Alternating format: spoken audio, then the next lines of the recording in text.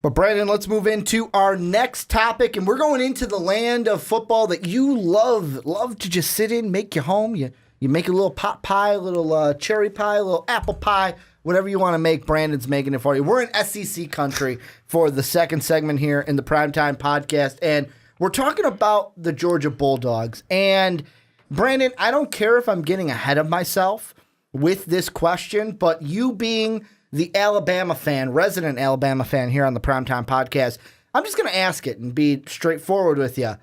Is Georgia the best bet for an SEC team to knock off Alabama this year? You know, Ricky, that's really a tough question because in years past, history has shown that there's not a best bet in the SEC to knock off Alabama. Unless it was Clemson last year. But that wasn't even a best bet. That was just a good game. And that wasn't in the SEC. Yeah. So the closest game that Alabama's seen from an SEC team, I feel like, in quite some time was the LSU? Ole Miss. Oh, forgot about that one. I was thinking way back when they played old LSU in the championship game. Ole Miss just a year ago. That's been the closest in the last, if you're looking the last couple of years, that's been the closest one. In a game that didn't really mean a whole lot. It was during the season. It wasn't right at the end of the season. This is for, all the marbles type of deal. But Alabama, and a lot of people, you look last week, and I want to start this kind of off with on the Alabama side. You look last week, a lot of people were like, okay, Vandy's got a shot. They're pumped. They're Remember hyped. how I said it'd be closer? They're at home, and they coming said off a big win. They're coming off a big win. They said, you come into our house, it doesn't matter who you are, blah, blah, blah. Well, we teach you some. This is how we play some SEC football. That was even something like that was said. But here's the whole thing: is that Alabama's got a defense like no one has ever seen, truly, and because of that, it really, really shuts down opposing offenses. So let me go to your question: is Georgia the best chance in the SEC to beat Alabama? To that question, after looking all around the SEC, seeing the games that have been played, I have to say yes. I'd have to say yes. Because if you look in other places, if you look at an LSU, Georgia... Struggle win this week. Georgia beat the crap out of Mississippi State. In a pick that I had, I said, Mississippi State will win. Okay, so I was wrong. All right. I was wrong. They beat the crap out of Mississippi State 31-3. LSU got the crap kicked out of them by Mississippi State 37-7. I mean, it was terrible. So LSU, clearly not. And then they had yes, you're right. They had a struggle win this past week against Syracuse, of all teams. Then you look at Auburn. Auburn has had some up and down games, some very slow offensive games. If you are slow on offense against some of these other teams that aren't called Alabama, that's going to be tough for you when you play Alabama. So those are just a couple of examples. You look at Georgia, their closest game was against Notre Dame, and they took care of business 20-19. With their backup quarterback. And then they beat Mississippi State with their backup quarterback, who looked really good. And you don't just beat Mississippi State at home, you demolish them at home. Georgia, let's remember here, who is their defensive coordinator? Who is their head coach, who was the Alabama defensive coordinator? Kirby Smart. So he learned from Nick Saban. He was one of Saban's best, I think, staff members. In terms of his defenses were outstanding. He built, I think, the defense to what it is today, and it's continued to be outstanding. So will this be the closest game against Alabama within the SEC? I think if you look at right now, yes. Yes, because Georgia has really made a name for itself. They've done some great things. They play on the road at Tennessee this week. The last time that Tennessee beat an AP top 10 SEC opponent at home was 1999. Tennessee 0-24 in all games against top 10 foes going back to the start of Philip Fulmer's final season in 2008. So it doesn't look too good for Tennessee this week. That should probably put Georgia to a 5-0 record. The Georgia Bulldogs have looked really, really good. It's going to be tough to beat Alabama, but right now they look like the favorite of all the SEC teams to give Alabama the best game. Well, and I'm on the same side of it because we've seen the struggles from Auburn. Like one of the YouTube videos I was showing you where it was, can't remember the YouTuber's name, but it's basically how Alabama fans watch football after each week.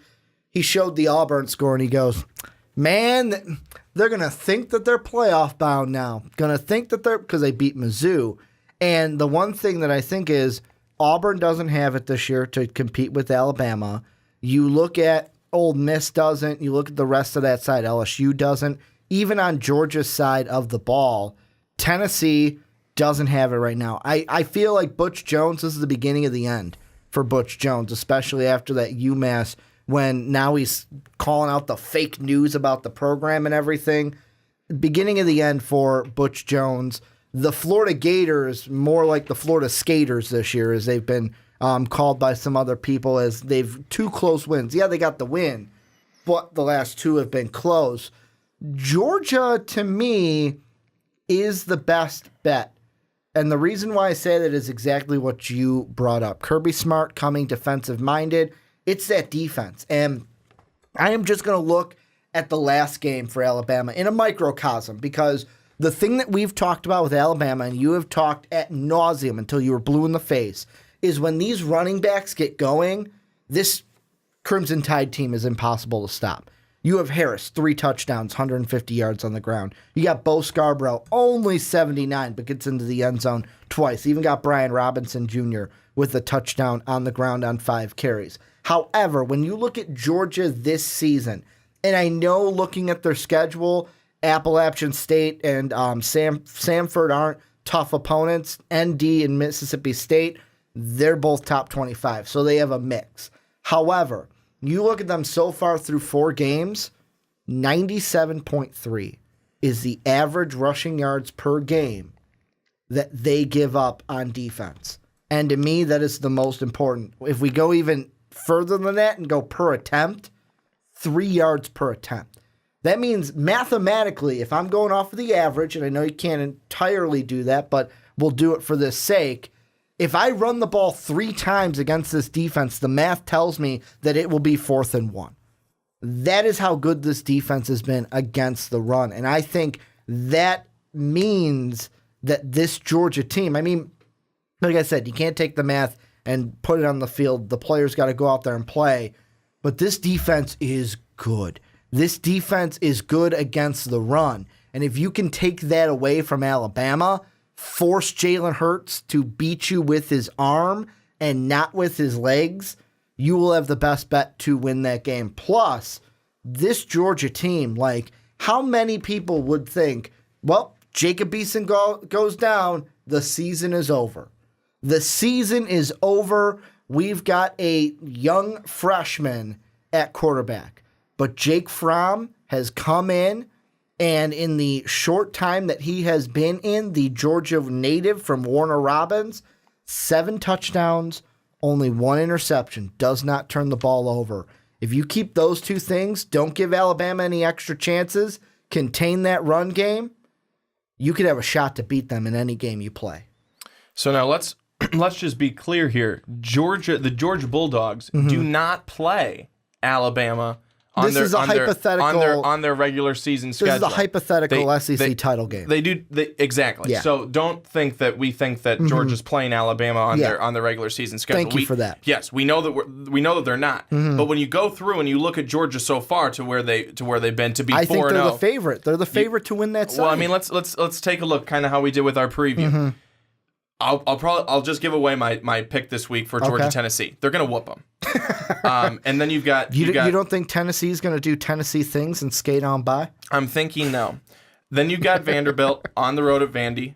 Then you've got Mizzou at home. You've got number 21 Florida at home, who has gotten so lucky in a couple of games now. 2 games, 2 straight. I mean, you've said it. They've really skated by on Florida that. skaters. Then you've got South Carolina at home. You go on the road to Auburn again, an offense that hasn't really found its stride with Jarrett Stidham. There's been some games and some moments of, wow, this is really good, but they haven't quite found it. And I said that again for them playing, if they were to play Alabama, that's just not, Alabama thrives on teams that are kind of with the offense because they will take you to town.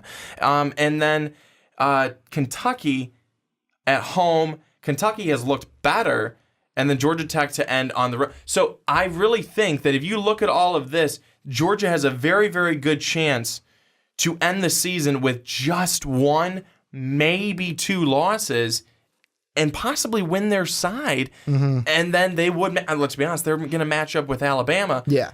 That would be, I think, the best game considering, I mean, people could say, oh, well, if Florida picks it up, but Florida right now, they too haven't looked that great. They have had their quarterback play. They're still, kind of developing Felipe Franks, who looks like he's now a couple of games under his belt, who looks like he's going to be pretty good. Malik Zaire, honestly, almost a waste of even getting him. Auburn, I've already mentioned them a number of times. There's really nobody else there when you look at that schedule that's bouncing out, popping out, and saying, this is going to be a really good game between Georgia and then whoever that opponent is. And it's the thing that's interesting, and I had to go back and double check it. You bring up Felipe Frank, he's not going to get the start against Vanderbilt. They're going with Del Rio. Del Rio is going to get the start against Vanderbilt. Luke Del Rio, yep. The guy who was kind of put on the back burner by everybody after ESPN, last year. That's what it says. And they went out, they got Malik Zaire, they have Felipe Franks. I mean, Florida right now, I don't want to say that they're in a world of hurt, but I do want to say that they're struggling to find their rhythm. And that's after a couple of wins. They're struggling to find their rhythm. You win on you Tennessee, and then you win this past week against Kentucky, who played very well in that game and probably should have won. Florida they're not the Florida that we've seen before. They're not the Florida I expected that they would be when they were coming into the season. And the big thing with them, too, is they also have the, the 9 players. Antonio Callaway is also one of those players with the credit card fraud. So they have to deal with that now, too, that they have 9 players charged with that. So to me, Florida, because of that, because of their quarterback kind of, I'm going to say controversy, they're out for me. They're not going to be representing their side of the SEC. Tennessee, like I said, this is the end of Butch Jones' era. This is the beginning of the end for Butch Jones and kind of beginning the spiral down. And some people may say, well, non-Tennessee fans will say the spiral has been started for quite some time. Tennessee fans might not see it that way. We know our relationship, you and I. However, you look at Georgia on that side and just they're a team disciplined. They have a quarterback who the most important thing, and this is the second quarterback that we've talked about on this podcast, doesn't turn over the ball. It's the most important thing. Don't turn over the ball, and your team will win the game. And then you have a defense like they have. I'm using the run stat as the main kind of substance for this because of who Alabama is. When Alabama, like them against Vanderbilt, is Alabama football. Run it down your throat, get scores on the ground, beat you 59-0. That is an Alabama. That is like an A-plus Alabama game plan coming to fruition there. And Georgia, I think, is the fruition. Not flourishing. But Thank hey, you. You know what? I know you're a big fan here. of making up the your Rickyisms. I we'll like making up words. However, they are the one that can flourish in this, and they can. I'm not going to necessarily say Alabama, Georgia wins, but I can see Alabama, Georgia, one hell of a game if that is our SEC title game at the end of the year.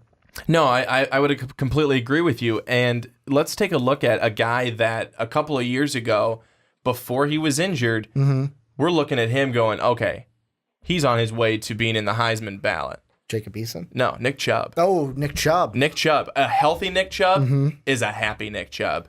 And that makes for a happy Georgia team because 81 yards and 2 tutties against Mississippi State. Because he has 59 carries, 371 yards, 6 touchdowns on the ground. He's looked good. He's looked what he looked like before. He's not putting up, 150 yards each game, but he is getting the job done. He is scoring, and that is all that they can be asking for. And he is staying healthy. As long as he's able to do that, and whoever's quarterback at Georgia, whether it's Jake Fromm or Jacob Eason is able to come back, they are set. Jake Fromm has been very, very consistent. He's been someone steady that they can lean on to lead their team. This Georgia Bulldog team right now is looking really good. They've set themselves up in a really good position on their side of the SEC. And quite honestly, they're a fun team to watch.